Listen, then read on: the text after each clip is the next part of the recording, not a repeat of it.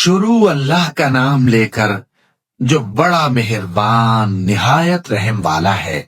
جو لوگ کافر ہیں یعنی اہل کتاب اور مشرک، وہ کفر سے باز رہنے والے نہ تھے یہاں تک کہ ان کے پاس کھلی دلیل آ جائے، یعنی اللہ کا ایک پیغمبر جو پاک اوراق پڑھ کر سناتا ہے جن میں مستحکم آیتیں لکھی ہوئی ہیں، اور اہل کتاب جو فرقوں میں بٹے ہیں تو دلیل واضح کے آنے کے بعد ہی بٹے ہیں، حالانکہ ان کو حکم تو یہی ہوا تھا کہ اللہ کی عبادت کریں، اطاعت کو اسی کے لیے خالص کرتے ہوئے یکسو ہو کر، اور نماز قائم کریں اور زکوٰۃ دیں، اور یہی مضبوط اصولوں والا دین ہے۔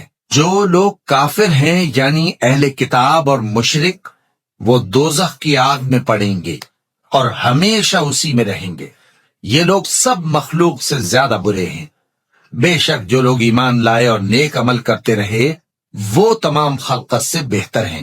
ان کا صلہ ان کے پروردگار کے ہاں ہمیشہ رہنے کے باغ ہیں جن کے نیچے نہریں بہ رہی ہیں، ہمیشہ ہمیشہ ان میں رہیں گے۔ اللہ ان سے خوش اور وہ اس سے خوش۔